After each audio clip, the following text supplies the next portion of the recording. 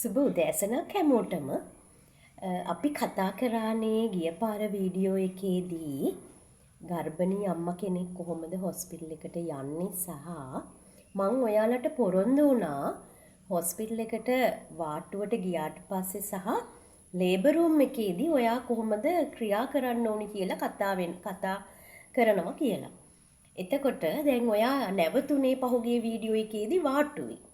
නැත්තම් රජේ රෝහලක වෝඩ් එකේ දැන් ඉන්නේ. එතකොට වෛද්‍යතුමා ඔයාව පරීක්ෂා කරනවා. ඒකෙදි අපි පාවිච්චි කරන වචනය ඔයා ડોක්ටර් කියනවා ඔයා අම්මේ ඇඳට නගින්න යටින් බලන්න කියලා. අපි මේ ගැනත් පහුගිය වීඩියෝ එකක කතා කරා. ඉතින් ඔයා ඒක බැලුවේ නැත්නම් ඒකත් බලන්න. පරීක්ෂා කරන එකට අපි කියන්නේ vaginal examination කියලා. මේ vaginal examination එකේදී වෛද්‍යතුමා බලලා කියනවා අම්මේ ඔයාට තව වෙලා තියෙනවා බබා හම්බ වෙන්න. ඔයා වාට්ටුවේ ඉන්න. එහෙමත් නැත්නම් යම්කිසි අවස්ථාවකදී අපි කතා කරා දරුවා ලැබෙන්න සෙන්ටිමීටර 10ක් ඔයාගේ ගැප් ගිහලා ඇරෙන්න ඕනි. එතකොට ඔයාගේ ඇරිලා තියෙනවා නම් ඔයා සූතිකාගාරයට දාන්න පුළුවන් මට්ටමට ගැප් ගිල එතනදී වෛද්‍යවරයා තීරණය කරනවා ඔයාට වස්ති දීලා හෝ වස්ති නොදී මොන විදිහටද ලේබර් රූම් එකට දාන්නේ කියලා. හදිසි අවස්ථාවකදී නම් ඉක්මනින්ම සූතිකාගාරයට ඔයාට යන්නට සිද්ධ වෙනවා. එතකොට සූතිකාගාරය ගැන කතා කරන එක අපි පස්සට තියලා ඔයාට දැන් ඔයා vaginal examination එකේදී ඔයාගේ ගැප් ගිල හැරිලා නැහැ. එහෙනම් ඒ තීරණය තමයි බබාගේ පටියක් අරගෙන මේ වීඩියෝ එකක් තියෙනවා ඒකත් බලන්න බැලුවේ නැත්නම් ඔයාට මේ මං කියන්නේ මොකද්ද කියලා එක පැටලිලි සහගත වෙයි. එතකොට බබාගේ පටියක් අරගෙන බබාගේ පටියෙත් ගැටලුවක් නැත්නම් CTG එකෙත් ගැටලුවක් නැත්නම් ඔයාට කියනවා අම්මේ ඔයා හොස්පිටල් එකේ වාට්ටුවේ ඇඳක් දෙනකන් පොඩ්ඩක් ඉන්න කියලා. අපි මේ කතා කරපු කාරණා ටික චුට්ටකට නවත්තලා මේ ඇඳ ගැන කතා කරනකොට ඇත්තටම අපි හොස්පිටල් එකට යන්නේ දරුවා ලැබෙන්න වුණාට අපි හැමෝගෙම බලාපොරොත්තුව තමයි අපිට ඇඳක් හම්බ වෙයි කියන එක. මේකෙදි ගෙවල් වලින් යන අයත් උපරිම උත්සාහ කරනවා ඒ තියෙන ආදරය නිසා අනේ මේ මගේ වයිෆ්ට නැත්තම් මගේ දුවට ඇඳක් අරන් දෙන්න කියලා. ඇඳක් තියෙනවද අඳුරන අය හොයනවා. මේ වගේ කාර්ය ගොඩාක් සිද්ධ වෙනවා. මේකෙදි ඇත්තටම ගොඩක් රෝහල් වල තියෙන සීමිත ඇඳම් ප්‍රමාණයක්. ඒකෙත් ෆස්ට් කියුබිකල් වලට ගොඩක් වෙලාවට දාන්නේ දැඩි සුපරීක්ෂණයට ලක් කළ යුතු ප්‍රෙෂර් වැඩි අම්මලා, එහෙමත් නැත්නම් වැදෑම ගැලවිච්ච අම්මලා, මේ වගේ අම්මලා. ඉතින් ඔබගෙන් කාරුණිකව ඉල්ලනවා ඒ ඇඳ කියන එක කොහොමත් ගර්භණී අම්මා කෙනෙක්ට ලැබෙනවා. ලැබෙන්නේ නැති වෙලාවල් තියෙනවා නම් ඒ ඇත්ත වශයෙන්ම ඇඳක් දෙන්නම බැරි අවස්ථාවක් විතරයි. ඒ නිසා ඔයා රෝහල් කාර්ය මණ්ඩලයත් එක්ක අනවශ්‍ය ගැටලු වලට යන්න එපා. ඇඳක් ඉල්ලගෙන අනවශ්‍ය ගැටලු වලට යන්න එපා. මොකද මෙතන ඔයාගේ තියෙන ප්‍රමුඛ අරමුණ තමයි දරුවා සහ මව නිරෝගීව රැගෙන එන එක.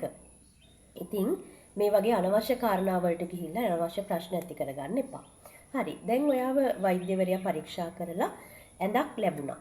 දැන් ඔයා ඉන්නේ ඇඳේ. දැන් ඔයා දැනගන්න ඕනි මේ වෝඩ් එකක මොන කාර්යයන්ද සිද්ධ වෙන්නේ කියලා. එතකොට ඒ තියෙන ඩියුටි මාරු වෙන වෙලාවල් තියෙනවා. උදේ 7, එතකොට දවල් 1, රෑ 7. මේ වෙලාවල් සෑම එකකදීම ඔබේ පෙරවරු සහ පස්වරු ඩියුටි මාරු වෙන වෙලාවල් වලට ඒ වාට්ටුවේ ඉන්න වෛද්‍යතුමා හෝ වෛද්‍යතුමිය පැමිණ ඔයාගේ ප්‍රෙෂර් එක බලලා ඔයාගේ සාමාන්‍ය තත්ත්වය වෝඩ් එකේ පරීක්ෂා කරගෙන යනවා. ඒ ඇරුණාම ඔයාට එතන ඒ ඉන්න ඔයාගේ තත්ත්වය අනුව නර්සින් ඔෆිසර් කෙනෙක් ඇවිල්ලා ඔයාව ඒ තත්ත්වයට අනුව ඒ අවශ්‍ය කටයුතු සිද්ධ කරගෙන යනවා. ඒ වගේම අපේ මිඩ්වයිෆ් මිස් කෙනෙක් ඇවිල්ලා ඔයාගේ බබාගේ හાર્ට් බීට් එක FHS අහගෙන යනවා. දැන් මේ වෙලාවට ඔයාට හම්බ වෙනවා নানা ප්‍රකාර පැතිවල ඉඳලා එන අම්මලා. සහ පළවෙනි බබා, දෙවෙනි බබා, තුන්වෙනි බබා, හතරවෙනි බබා විදිහට බබාලා හම්බ වෙන්න ඉන්න අම්මලත් ඔයාට හම්බ වෙනවා. දැන් ඔයා වාට්ටුවට ආදුනික පුද්ගලයෙක්. ඔයා ඉන්නේ දැඩි මානසික කම්පනයකින්. ගෙවල් වල අයව ඔයාව දාලා ගියා. ඔයා ඉස්සරහට බබා හම්බ වෙන්න ඉන්නේ. මේ වගේ තත්වයන් එක්ක ඔයා කාගේ හරි සහායක් බලාපොරොත්තු වෙනවා. මේ සඳහා ඔයා තෝරගන්නේ වැඩියෙන් කතා කරන ඒ වගේම බබාල ගොඩක් හම්බ වෙච්ච අම්මා කෙනෙක් ඉන්නවනම් එතන ඉන්න ප්‍රමුඛයා විදිහට තෝරගන්නේ ඔයා ඒ අම්මව. දැන් වාට්ටුවෙන් එපිට තියෙනවා නම් පොඩ්ඩක් ගාඩන් එකක් වගේ තැනක්. ඉතින් කට්ටිය මෙතෙන්ට ගිහිල්ලා ඒ අම්මගෙත් එක්ක එයාලගේ තියෙන අත්දැකීම් ෂෙයා කරගන්නවා. මේකෙදි මේ ප්‍රමුඛ පුද්ගලයා හොඳ කෙනෙක් වුණොත් ඔයාගේ මනසට කියන්නේ හා නංගි ඔයා බය වෙන්න එපා. මටත් බබා හම්බෙන්න ගිහිල්ලා මේ වගේ අත්දැකීම් තිබුණා. හැබැයි එහෙම ප්‍රශ්නයක් වුණේ නැහැ. මං හොඳට බබාලා හම්බ වෙලා ආවා. ඒ නිසා තමයි මම මේ හතරවෙනි බබත් හම්බ වෙන්න ආවේ කියන එක කියන්න ඕනේ. නමුත් වැඩි පිරිසක් අපිට හම්බ වෙන්නේ අම්මෝ මට අතම දැම්මා බබා හම්බෙන්න ගිහිල්ලා මගේ බඩෙන් තමයි අත ගත්තේ. එතකොට ડોක්ටර්ගේ අතේ මෙන්න මෙච්චරක් විතර මට ඇතුළට දැම්මා. ඒ වගේම මට ගැහුවා. මට මෙන්න මේ විදිහේ දේවල් කරා. මාට කෙනෙක්තුවා. මේ වගේ දේවල් තමයි ඔයාට ඒ ගොල්ලන්ගෙන් ලැබෙන ප්‍රතිචාර. දැන් ඔයා හොස්පිටල් ස්ටාෆ් එක දිහා බලන්නේ අම්මෝ මේ නම් ඉන්නේ යක්කු රැලක් කියලා.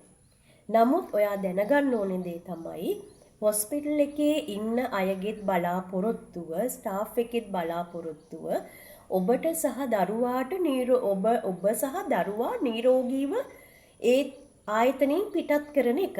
මොකද ඒගොල්ලොත් රාජකාරී මේ විදිහට සහ මානුෂීය විදිහට ලොකු බලපෑමක් ඒගොල්ලන්ටත් තියෙනවා.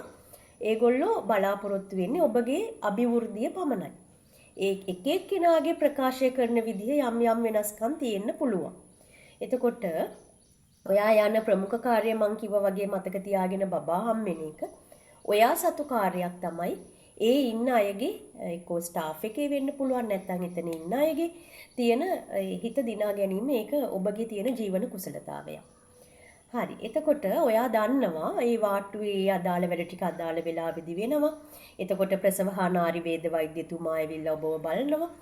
ඒ නිසා ඔබ හැම වෙලාවෙම වාට්ටුවේ වෙන වැඩ ගැන අවධානයෙන් ඉන්න ඕනි. ඒ වගේම ඔයා දැන් ඉන්නේ අවසාන භාගයේනේ බබා හම්බ වෙන්න. ඔයාට තියෙන ලොකුම රාජකාරිය තමයි ඔයාගේ දරුවා දඟලලා ඔයාට දීලා එකකින් සංඥාවක් දීලා කියන සංඥාව අවබෝධ කරගන්න එක බබා දඟලන එක ගැන අවධානයෙන් ඉන්න එක තමයි ඔයාට තියෙන ලොකුම රාජකාරිය. ඒ ගැනත් අපි මම වීඩියෝ එකක් කරා.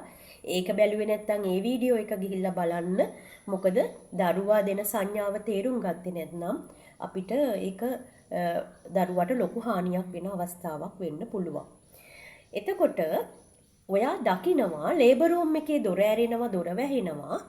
එතකොට බබා අරගෙන අම්මා එනවා එළියට. මේකෙදි ඔයා හිතන දේ මේක මාර දොරක් නේ. මේකෙන් එළියට ගිහිල්ලා ඇතුළට යනකොට පබිකුත් අරන් ඇතුළට මේ වාට්ටුවට යන්නත් පුළුවන්. ඒ නිසා ඔයා පොඩි පොඩි කැක්කුම් වලටත් කියනවා අනේ මට කැක්කුමයි මට අමාරුයි කියලා.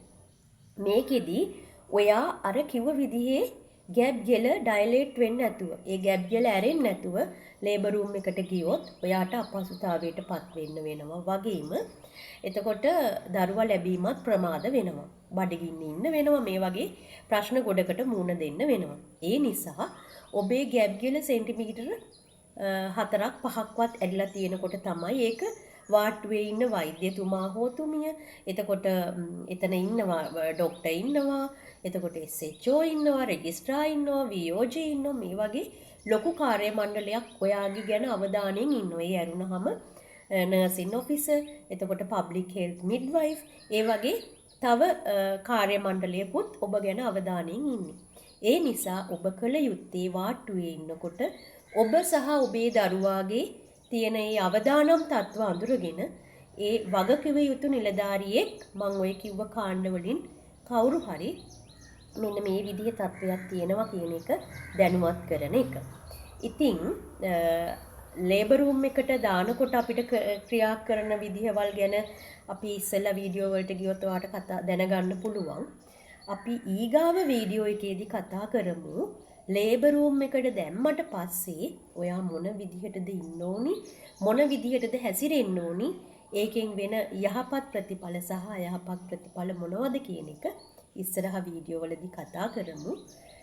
මම ඉස්සෙල්ලා කිව්වා වගේ ඔයාට දැනගන්න යම්කිසි දෙයක් තියෙනවා නම් ඒක කමෙන්ට් එකක් විදිහට සටහන් කරන්න. ඒ වගේම තව ඔයාට වැදගත් කියලා හිතෙනවා නම් මේක තව අම්මා කෙනෙක්ට දැනගන්න ඕනි කියලා හිතෙනවා නම් ඔයාට පුළුවන් මේක ෂෙයා කරලා ඒගොල්ලන්ටත් දැනගන්න විදිහට ඒක බෙදා හරින්න. ඉතින් හැමෝටම ස්තුතියි. ප්‍රශ්න තියෙනවා නම් ඔයා කමෙන්ට් එකක් විදිහට සටහන් කරලා මට දක්වන්න මම ඔයාට ඒකට උත්තර දෙන්නම්. ඉතින් හැමෝටම ආයුබෝවන්.